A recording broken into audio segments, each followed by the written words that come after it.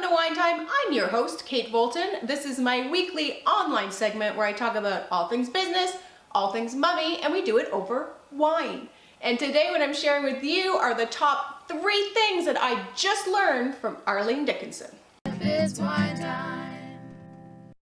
So last week I had the opportunity to go see Arlene Dickinson in person, front row seats. What an experience. I can only tell you it had such a big impact on me. While I've seen and met a lot of other women entrepreneurs, Arlene Dickinson is probably the most successful woman that I have met, especially Canadian. And I was really humbled by her. I don't say humbled in a way like humbled, but more so because I respect her so much in business, and what I learned is I respect her so much now as a person. She didn't shy away from talking about her family and her history. She embraced everything that encompasses being a woman in business. She talked about being a mom, a sister, a daughter. She gave me a new respect for, and a little bit of hope for women in business, because she allowed herself to be female on that stage. She didn't try to be a man in business. She just stood there proudly and strong as a female entrepreneur. And it was one of those moments for me that I will never forget. So I just knew that I had to share it with you today. It's wine time. So number 1, it's okay to be a woman in business. What I mean by that is if you're a mom, obviously you're a woman in business, right? So we've talked about that, we've got that covered. But what I'm saying is that it's okay to really embrace your female side as a business owner.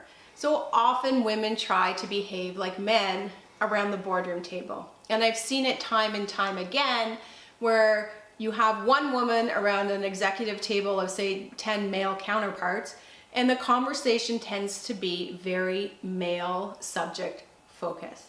And a woman will sit there and even mimic with a suit trying to fit in with the other suits at the table, as opposed to bringing her amazing female qualities to the table for fear that that's not what is expected around the boardroom table. And I really want to challenge that status quo. I want to start empowering women to feel that they can be more female around the boardroom table. The first example I ever saw of this was Arlene, and it was on an episode of Dragon's Den. And there was a woman, she was crying, she was very stressed out. It was in the early seasons of The Den. And Kevin, I think it was Kevin, I don't mean to pick on Kevin, but I'm pretty sure it was Kevin, was giving her a hard time about crying. She broke down crying, she was just extremely stressed out, and he's like, there's no place to cry here, why are you crying? And I'll never forget it because Arlene piped up, and she's like, it's okay. It's okay to cry, you're stressed out, this is overwhelming. Don't be ashamed to cry. And I remember thinking, I actually almost agreed with Kevin in that moment. This was years ago, because I felt that it wasn't the professional place to bring your emotions to the table. But what I now know in hindsight is that Arlene was bang on. It's okay. We're way more emotional as women. Fact. Love it or don't love it. And why should we not bring that into business? It doesn't have to be a negative, it can be a positive. So whether you agree or not that it's a professional place to be crying in the den doesn't matter. It's the message that Arlene was trying to bring forth, which was about empowering women to embrace their female side and bring it forward in business. Because it's not men that are going to change it, it's women that are going to change it. So we're responsible to make the change. It's wine time. So number 2, everyone has a story. Arlene comes from really humble beginnings, which I didn't know until I saw her on stage, but she came across from South Africa with her family when she was really young, with her parents and her 2 sisters, and they ended up out west in Alberta. And they grew up with not much, so they were in pretty much poverty. And Arlene talked very openly about that when she was on stage. And she also talked really openly that at 19, she left, got married, and duplicated basically what her family had done. They didn't have a lot of money. They grew up with, growing their own fruits and vegetables, canning everything. She talked quite a bit about that. She talked about making bread. And for her, and these are her words, a can of Campbell's soup was this great big luxury item. So that kind of puts it in perspective for you. But what I learned from her is that everyone has a story. I didn't grow up like that. I feel very grateful that I grew up in a nice, comfortable, middle-class family. but we've all had our highs and our lows in our life. And she really pushed through her lows. She never let those moments where she had great despair win. She always fought back. She's an extremely strong woman. And I found that really inspiring, because I think what defines you in life is not your successes and what you accomplish. It's how you behave in those moments that are so far down that you feel like you're losing it. It's those moments where she really empowered us in that room and said, you can do anything you want. You live in Canada. You live in Canada. We have so much opportunity in this country to do anything that we want to. So she really opened my eyes to look at it so differently, in that it's not just what you do in those moments. It's understanding that in those moments of despair, you have all the opportunity in the world to do whatever you want. So I'm really grateful for that, and I'm happy I got to share this one with you today. It's wine time. So number 3, all entrepreneurs carry self-doubt. That was such a great one for me to hear.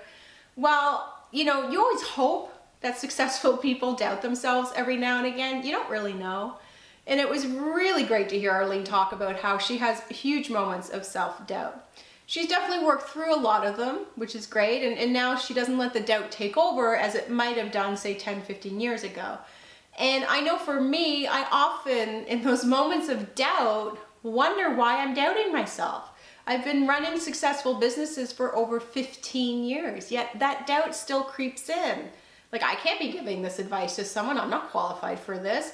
I can't do this. I can't walk into that room. I can't present. I can't meet one-on-one. What am I doing? And all that doubt and all your fear starts to take over. And what's good to know, and what I liked about Arlene, is she shared her failure. She shared her doubt. And I think it's really great to share with you that I still have doubt. Everyone has doubt as an entrepreneur. I think you don't want to lose the doubt. I think you want to learn how to manage the doubt. But the doubt is normal. And that, for me, was really a great moment, because I could sit there and be like, I'm normal. And that's a great feeling, because oftentimes as entrepreneurs, we feel so anything but normal, because we're constantly thinking outside the box. So just know that if you have self-doubt, you're totally normal. It's wine time. So there you have it, 3 things that I learned from Arlene Dickinson. Number 1, it's okay to be a woman in business. Number 2, everybody has a story. And number 3, all entrepreneurs have self-doubt. So obviously I learned a lot more than those 3 things while watching Arlene, but I hope you are able to take away some tidbits from the information that I shared. One more thing I do want to share with you guys, and maybe this is number 4, is that Arlene is really, really active in giving back. She's a huge supporter of our Canadian troops. She's been overseas 3 times.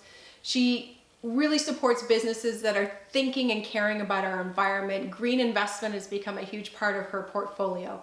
And what I learned from that, and I've always lived that way, but I think it's really important for you to remember that even as a small business, you can be helping your community give back. You can be supporting our troops. You can be, doing a garbage cleanup day in your community. There's always something that you can be doing to help support, whether it's on a big scale or a small scale. So thank you, Arlene, for sharing with me how much you do give back, and I encourage all of you out there to do the same. It's wine time. Well, that's it for this episode of Wine Time. I hope you enjoyed it as much as I did, and I hope I was able to share Arlene's vision and what she talked about through me, and that you took away some good information. If you haven't already, I strongly encourage you to sign up for Wine Time.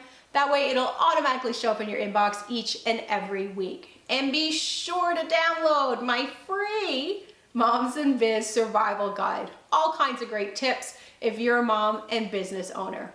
And also check out katevoltan.com for all kinds of great Mummies in Biz resources. So until next week, enjoy your wine. You're a mom.